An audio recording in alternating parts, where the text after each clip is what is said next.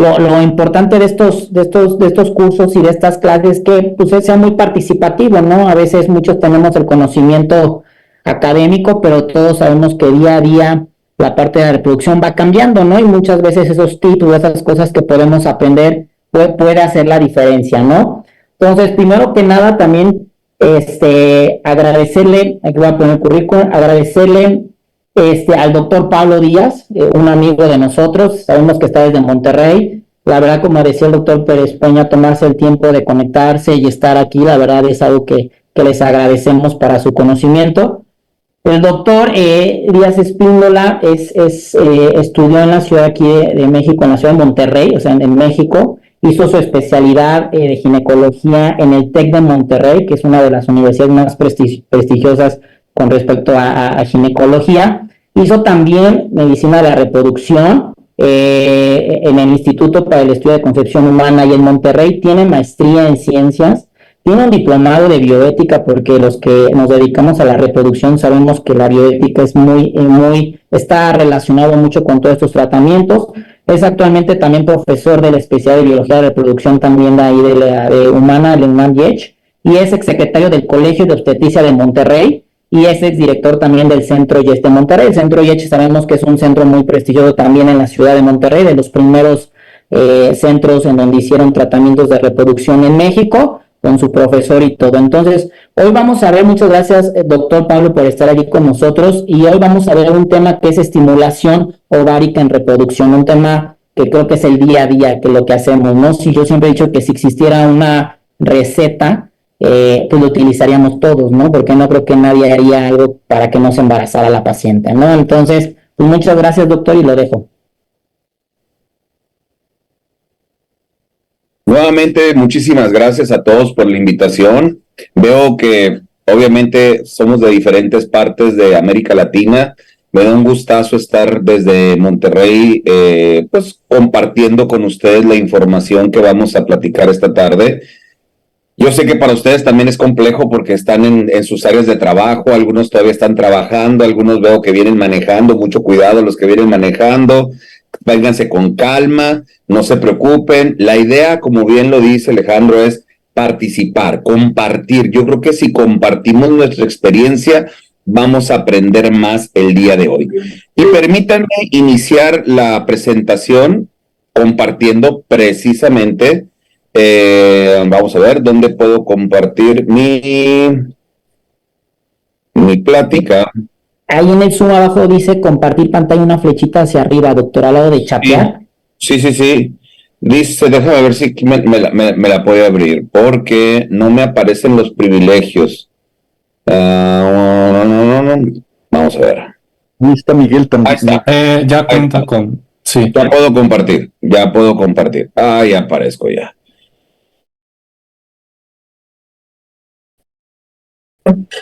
Sí se ve la plática, ¿verdad? Ahorita le agradezco mucho la presentación. Obviamente,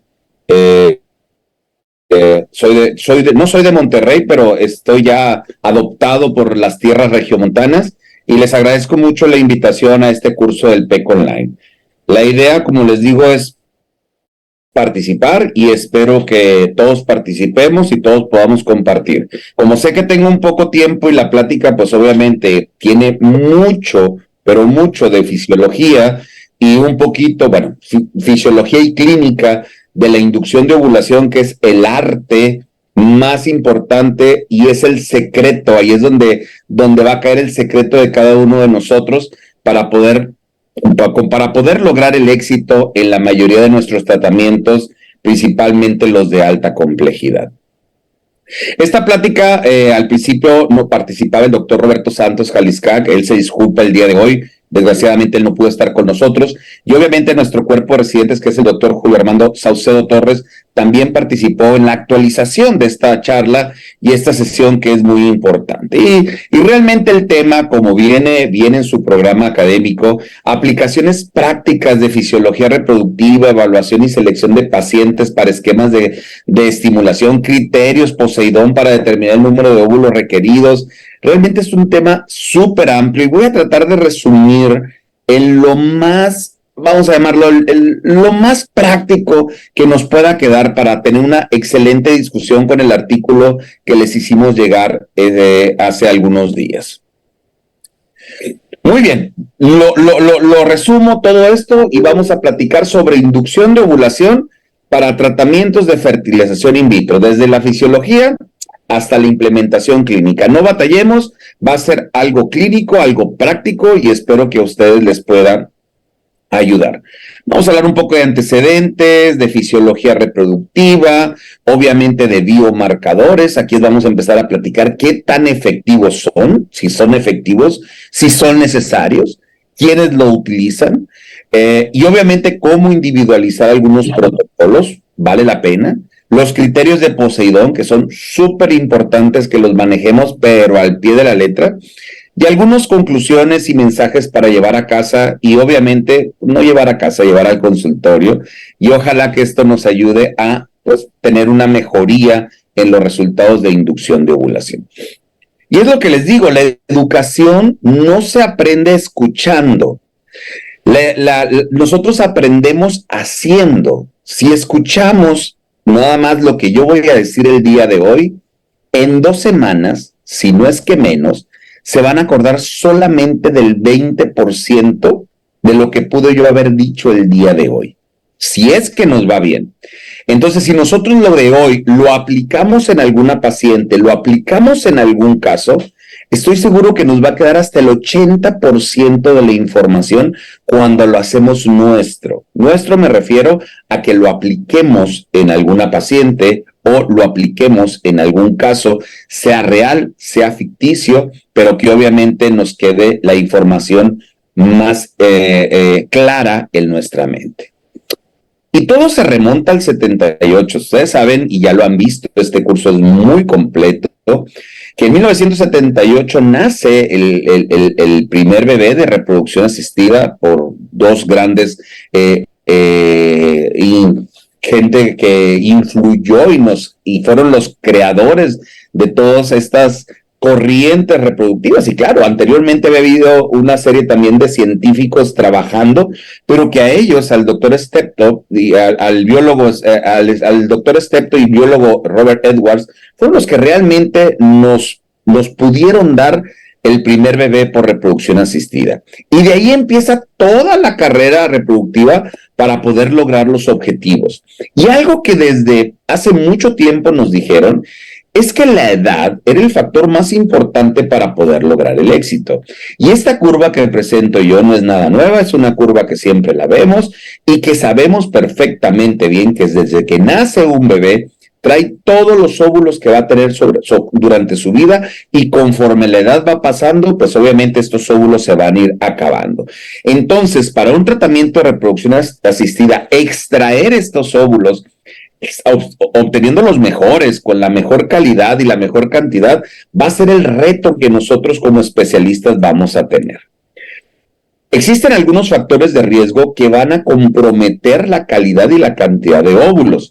Obviamente la edad es un factor de ellos, la historia prematura de menopausia o falla ovárica prematura, condiciones cromosómicas como son los mosaicos del síndrome de Turner, permutaciones del cromosoma haciéndolo el síndrome de X frágil y otras alteraciones como tan comunes como la endometriosis, tan comunes como la enfermedad pélvica inflamatoria, cirugías de ovario que eso sí lo he visto mucho, mutilaciones en pacientes donde tenía un quiste, bueno, le quité el ovario y porque tenía un quiste, era un cistoadenoma, teratomas o muchas veces hasta foliculares, ¿ok?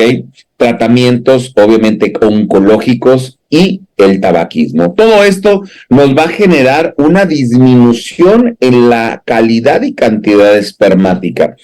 Este artículo que hizo la doctora Zunkara ya en el 2011 y que pareciera, no, pues ya tiene más de 12 años de haberse publicado, fue uno de los parteaguas para saber, bueno, ¿cuántos óvulos entonces debería de necesitar para poder lograr el éxito en un tratamiento de in vitro? Y podemos observar que generalmente si obtenemos entre 10 y 20 óvulos, sería lo ideal para poder obtener el resultado que queremos, que es un bebé nacido en casa. Sin embargo, las corrientes han ido cambiando y ustedes se van a dar cuenta que si consideramos la tasa de embarazo por ciclo, si consideramos la tasa acumulada de embarazo, cada quien va a publicar lo que le conviene, pero que lo que a final de cuentas deseamos todos, pues es tener un bebé vivo, sano en casa. Y es aquí donde tenemos que evaluar si una paciente joven, una paciente en etapa de madurez o una paciente ya en etapa de preplenitud, ¿qué dosis de medicamento o qué medicamento es el mejor para ella? Pues vamos a tratar de descubrir ese punto del día de hoy. Esta tablita, que a lo mejor algunos no la conocen porque están muy jóvenes, es una tabla que aprendimos para valorar, dependiendo la edad, cuántos óvulos requerimos. Y si se fijan, la cantidad per se no varía mucho. Lo que varía es la posibilidad de tener un bebé nacido vivo en casa, tomando en cuenta la edad. El número de óvulos básicamente es el mismo.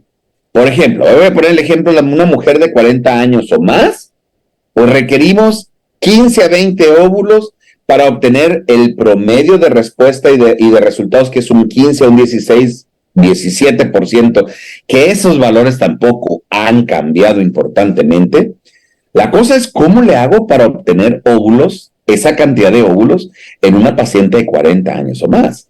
Porque hay muchas veces que no te va a dar óvulos. Y aquí es donde vamos a empezar a ver todas las opciones que ustedes, conforme las clases vayan avanzando, van a llegar a esos puntos y van a poder saber cómo van a obtener los óvulos cuando no hay o hay una poca cantidad. Pero bueno, eso lo van a ir viendo poco a poco. Hay dos cosas muy importantes en la reproducción. Una cosa es la reserva ovárica y otra cosa es la respuesta ovárica. Reserva ovárica me refiero a cuántos folículos o cuántos óvulos pudiera tener una mujer en sus ovarios. Pero la otra cosa que es súper importante es la respuesta ovárica, es cómo voy a obtener esos óvulos de esos ovarios.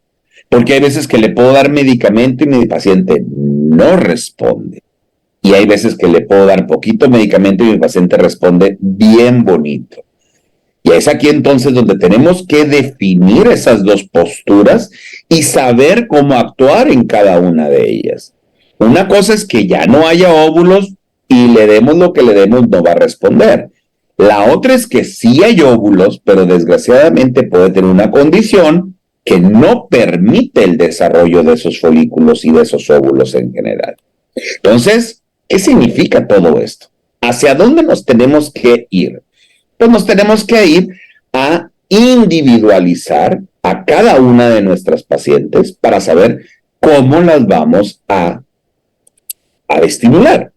Y para eso yo siempre le digo a mis residentes, a ver, tenemos que conocer, pero perfectamente, cómo funcionan todos los medicamentos que tenemos en nuestro arsenal.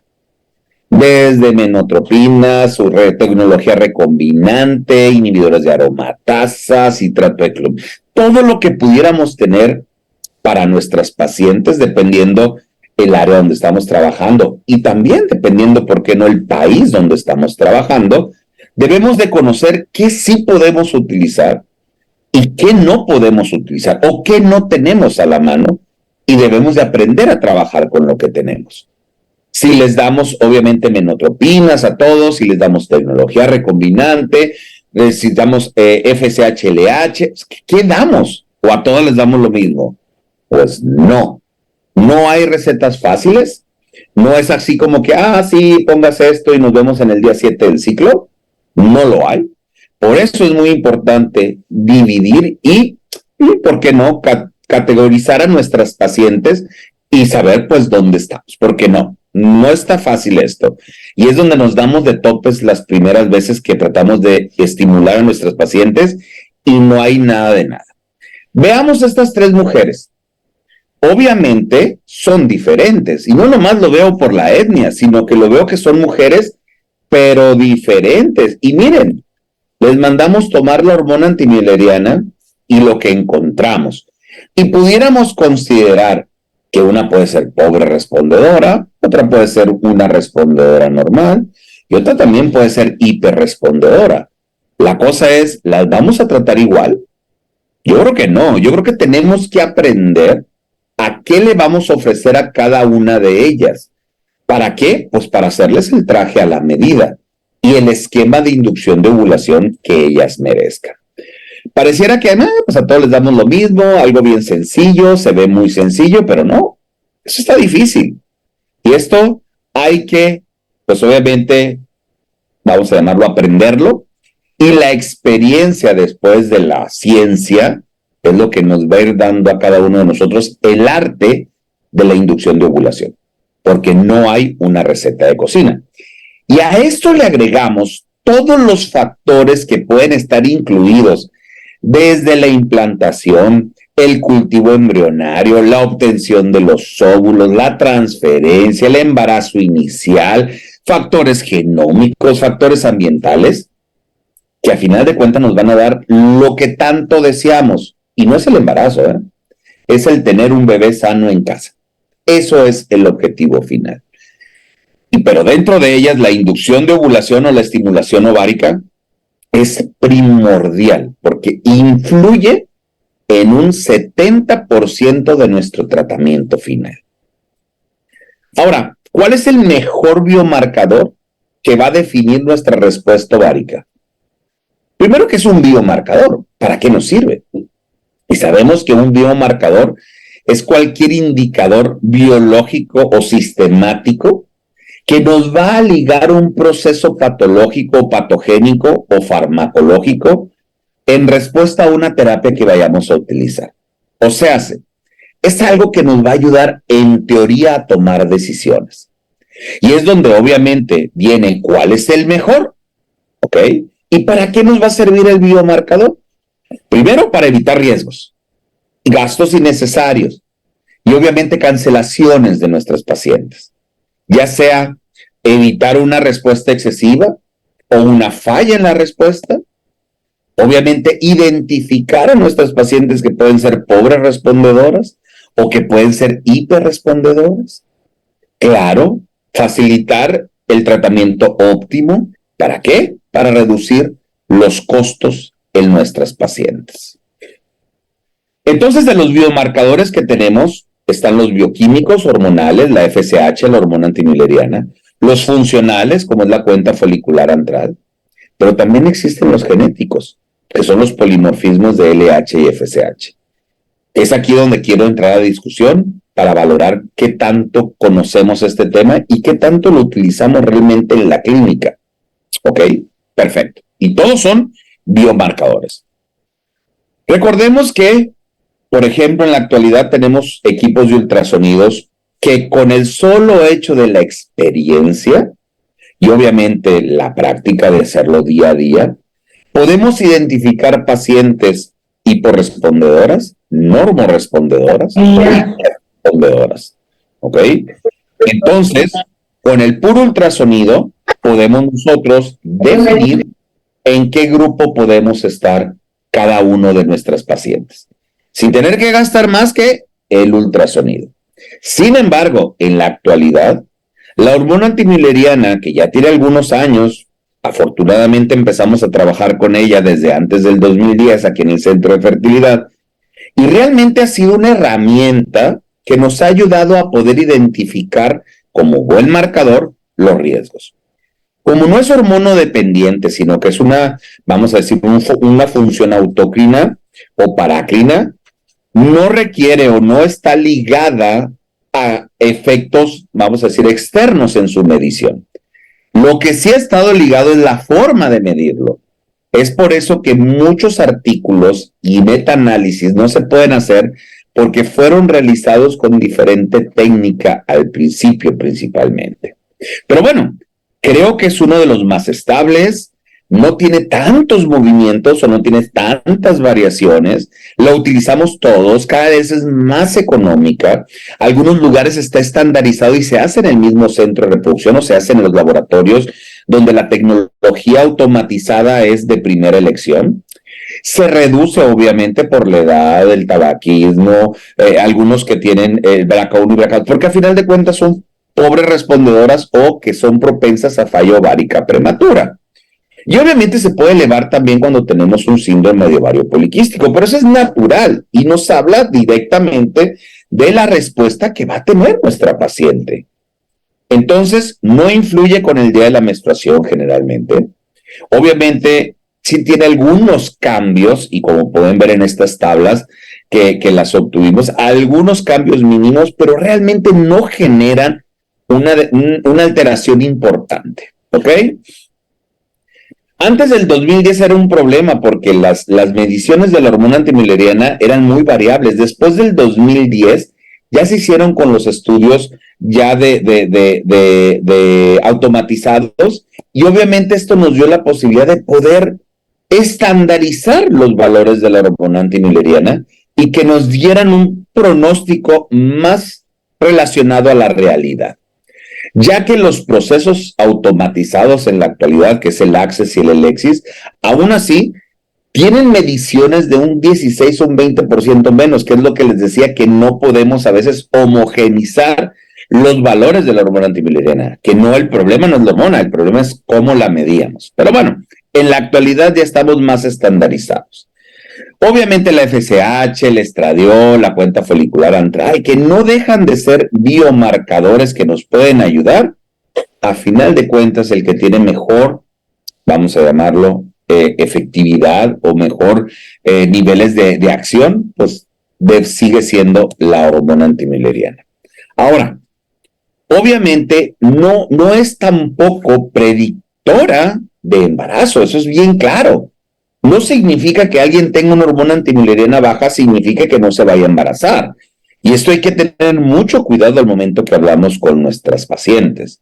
Y aquí vemos, si se fijan en esta tabla, que de repente vienen niveles de 15.7 o menores, ¿ok? O mayores. Pero ¿qué es lo que está pasando? Acuérdense, la hormona antimileriana se puede medir en nanogramos por mililitro, o se puede medir en picomoles por litro. Son las dos formas de medición. Y hay que estar bien atentos en cómo se las va a reportar su laboratorio.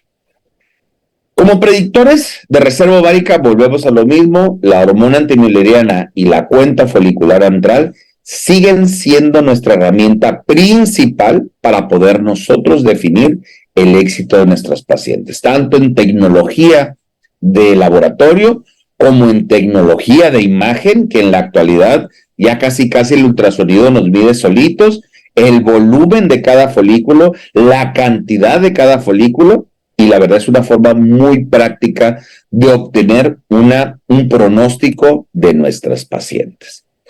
Como pueden ver en esta tabla de los 3 valores que utilizamos, la FSH basal, la cuenta folicular antral y la hormona antimileriana, ya en la actualidad, después de ver la evolución que hemos tenido, pues lo que con más nos quedamos es con la cuenta folicular antral y con la hormona antimileriana como un método de evaluación de la paciente para un pronóstico en respuesta folicular. Y obviamente esto está dado en toda la fisiología del desarrollo folicular y que definitivamente sigue siendo nuestra mejor elección. Ahora, ¿cómo lo dividimos? ¿Cómo lo utilizamos? ¿Cómo valdría la pena utilizarlo? Pues pudiéramos dividirlo en 3 grandes grupos: alta respondedora, normorespondedora y pobre respondedora. Sin embargo, la pregunta sería, ¿somos tan lineales así de decir, arriba de 2 de hormona antimileriana va a ser normorespondedora, abajo de 2 va a ser pobre respondedora, arriba de 3.5 va a ser hiperrespondedora? No es así al 100%, pero sí nos puede orientar, y cada una de ellas pudiéramos considerar un protocolo individualizado para evitar ¿qué? Riesgos. Y el riesgo número 1 va a ser una hiperestimulación ovárica, o lo contrario, que sería una cancelación por baja respuesta en nuestras pacientes. Ponemos la tabla que se propuso en el 2013 para saber si nuestra paciente iba a responder poco, mucho o alto, o no iba a responder. Sin embargo, con estos valores todavía existen dudas. En la actualidad consideramos menos de 1 nanogramos por mililitro como ya una paciente que va a tener pobre respuesta. De 1 a 3.5, la normorespondedora, y arriba de 3.5 agárrense, porque muy probablemente es una paciente con ovario poliquístico y que va a hiperresponder. Tengan cuidado al momento de que leen los niveles de hormona antimileriana, porque ya ha pasado aquí que de repente vemos una medición o vemos un reporte, la catalogamos con una hiperrespondedora y resulta que estaba valuada en picomoles por litro. Entonces no, nos vamos hacia atrás y obviamente la catalogamos como una pobre respondedora. Un nanogramo por mililitro equivale más o menos a 7.1 picomoles por litro. Yo lo cierro en 7, no batallen. Y ustedes van a valorar más o menos esos niveles y van a saber cuánto equivale 7 picomoles litro a un nanogramo por mililitro. Y con eso ustedes van a saber más o menos en dónde está. Acá en México la mayoría de nuestros pacientes están reportadas en nanogramos por mililitro, pero yo sé que hay otros países donde generalmente el laboratorio lo reporta como picomoles por litro. Entonces podemos ver y podemos evaluar que dependiendo de los niveles de hormona antimileriana, vamos a poder evaluar a nuestros pacientes en hiper, en hipo y obviamente en normorespondedora. Pero la verdad, ¿existe un protocolo ideal para cada uno de ellos? Bueno, vamos a ver. Esto surgió con el doctor Lamarca y Zuncara, la doctora Zuncara, Antonio Lamarca y la doctora Zuncara, que quisieron hacer un normograma para calcular la dosis de medicamento y poder hacer los resultados, obtener los resultados que queremos, que eran de 10 a 15 óvulos. Sin embargo, y en la actualidad esto no ha funcionado al 100%. En la actualidad, con la folitropina delta ligada directamente a la hormona antimileriana, pareciera que tiene un efecto regulador, pero todavía tiene algunas cuestiones que me gustaría discutir con ustedes. Volvemos a lo mismo, niveles, estos picomoles litro. Si vas a utilizar un esquema de antagonista, un esquema de agonista, un esquema de menotropinas, un esquema con LH, sin LH, ¿qué vas a utilizar en cada uno de ellos? Yo les pongo algo así general. En nuestras hiperrespondedoras es muy importante vigilar el riesgo del ovario poliquístico. Y entonces tendríamos que utilizar un protocolo de antagonista con FSH recombinante sola, a lo mejor dosis no muy altas, y eventualmente un disparo o una liberación final con un agonista. Y pudiéramos utilizar una estrategia de freeze-all cuando tenemos realmente un riesgo alto. Y ahorita lo discutimos para ver si estamos todos de acuerdo. Una normorespondedora, la verdad es que le vamos a dar lo que sea y va a responder súper bien. Menotropina, recombinante, FSH sola, LH, lo que ustedes quieran, porque la normorespondedora es nuestra paciente ideal. ¿Qué pasa con la pobre respondedora? Aquí es donde empezamos, híjole, ¿qué le podemos dar para que me responda mejor? Es la que tiene un nanogramo por mililitro de hormona antimileriana. Si le damos un antagonista, si le damos un agonista, si le damos FSH y LH, si le damos dosis altas, si le damos hormona del crecimiento, si le damos testosterona o le damos algún andrógeno para que mejore. Y es donde se nos hace los problemas, ¿verdad? Si disparamos con HCG, si disparamos con un dual trigger, todos estos cambios y estas opciones que ustedes van a tener, aquí es donde las tenemos que aplicar. Y obviamente la pobre respondedora, que esa, le demos lo que le demos, siempre vamos a obtener 1, 2 o 3 folículos. No va a haber más. Le demos lo que le demos. Y en este tipo de pacientes, la verdad, y en lo personal, entre menos utilicemos medicamentos, mejor. Para si vas a obtener 1 o 2 óvulos, que sean los mejores. Si es una mujer joven, le va a ir muy bien. Si es una mujer en etapa avanzada de la vida, ahí es donde los problemas van a empezar a generarse. Y aquí vemos bueno, ¿qué es lo sugerido en cada grupo de pacientes? Que esta plática yo creo que todo el mundo la va a tener para que la revisen con calma y obviamente puedan valorar todos estos datos que estamos nosotros compartiendo. Pero no todos están de acuerdo, ¿eh? Fíjense muy bien, y aquí es donde entra Poseidón. Me encantaría que todos tuviéramos la bolita de cristal y no sé si les ha pasado, mujer 35 años, joven, ¿verdad? Con una hormona antimileriana arriba de 1.1, con una reserva folicular padrísima, y que tú le das tu tratamiento, medicamentos, y nada que responde. Se quedan los folículos pequeños, discordantes, crece uno, el otro no. Empiezas a preguntar a la paciente si se aplicó el medicamento adecuadamente, sí, doctor, si me lo apliqué, lo que usted me dijo, etcétera, etcétera, y nada. Y es entonces donde un grupo de médicos expertos se reúne para entonces valorar qué pasa con esta paciente pobre respondedora, joven, sana, que aparentemente debería de responder muy bien. Y se hacen los criterios de Poseidón. Grupo 1, grupo 2, grupo 3, grupo 4. Obviamente siendo el grupo 1 el de mejor pronóstico, mujeres jóvenes, esto ustedes se lo tienen que aprender sí o sí. Grupo 2 son mujeres en etapa más avanzada de la vida, pero que tienen excelentes niveles de hormona antimileriana. El grupo 3 son mujeres jóvenes, pero que tienen un nivel de hormona antimileriana más bajo.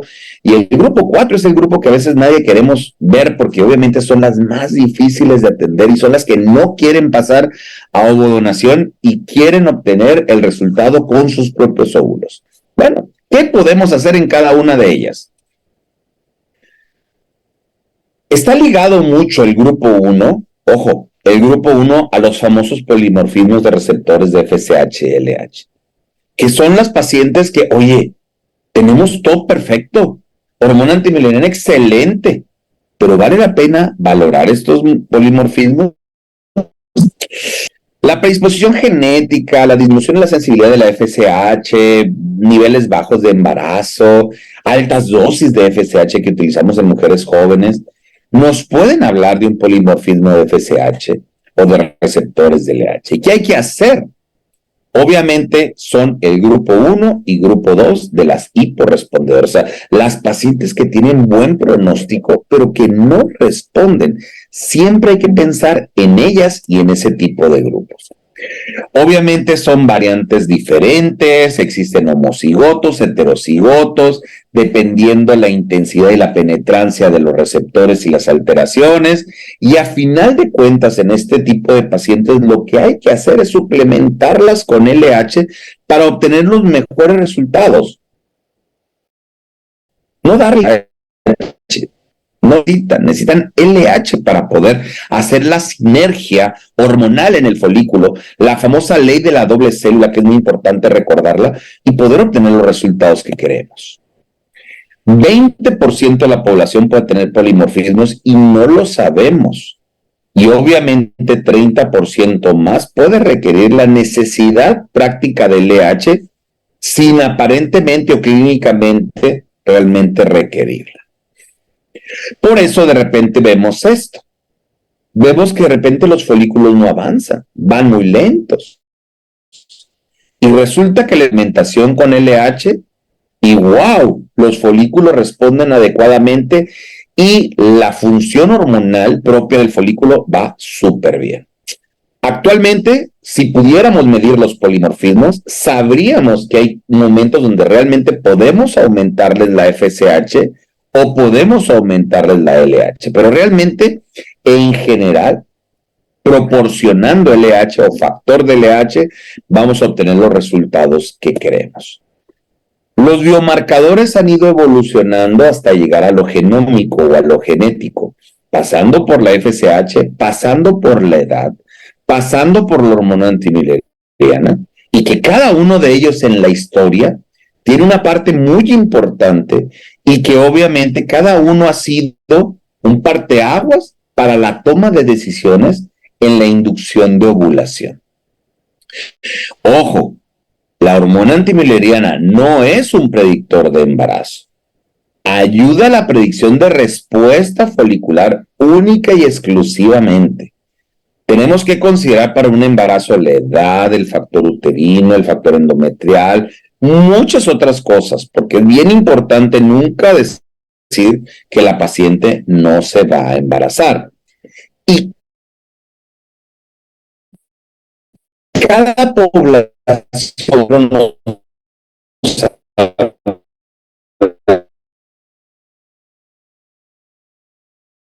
hablaba de los primeros características para poder dividir a nuestra paciente en normo, en hipo y en hiperrespondedoras, donde veíamos realmente que la hormona antimileriana tenía un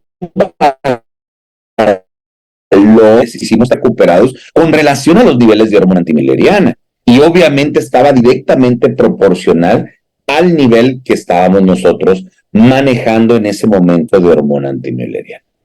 Entonces, pues ¿qué vamos a hacer? Existen protocolos de agonistas y antagonistas, existen polimorfismos y eso es lo que yo quiero que siempre lo recuerden, o sea, no es como que, ¿por qué no responde? Porque puede existir polimorfismos en nuestros pacientes.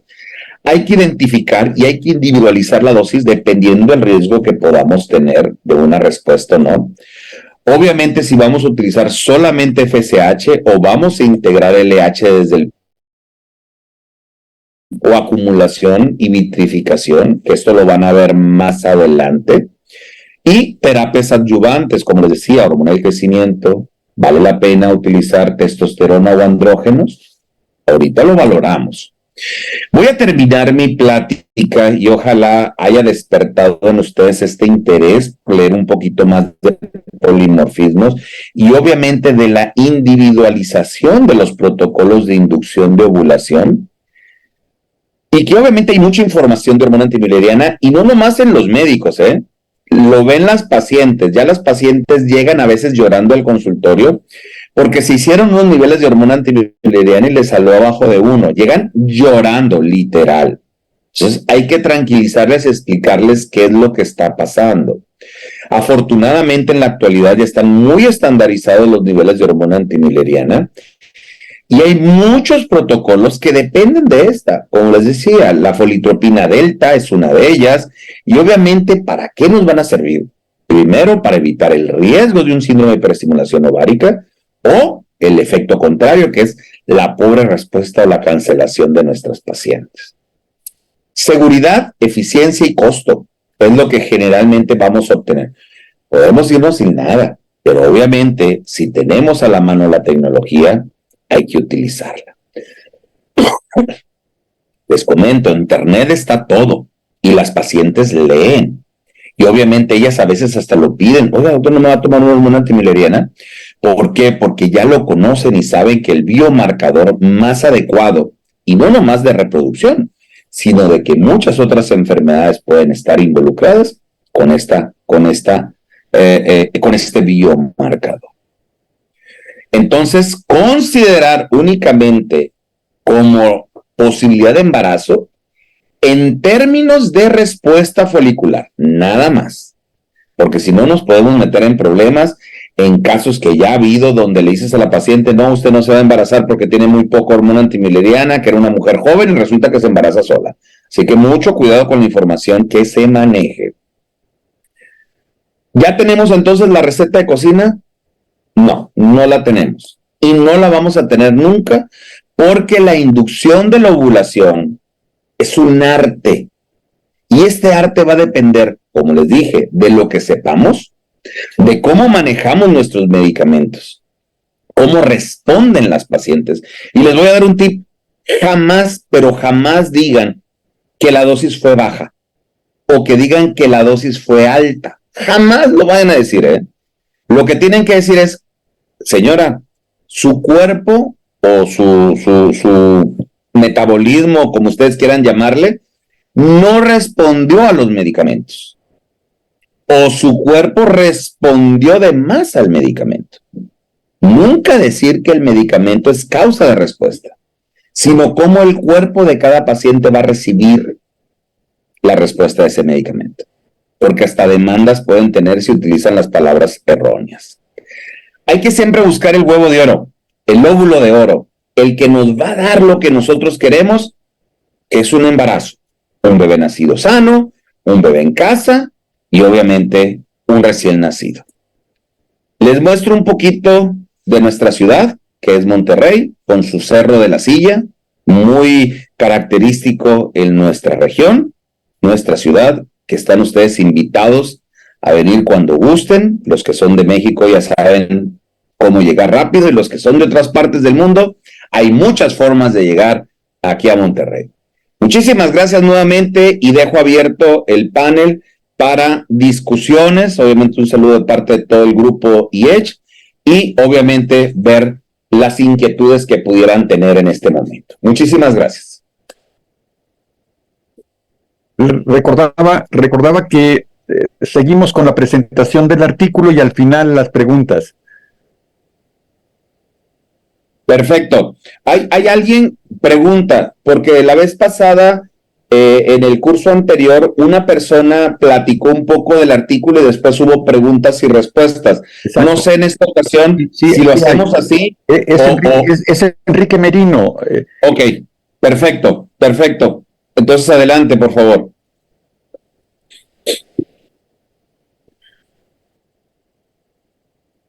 Hola, buenas, ahí estoy intentando compartir la pantalla.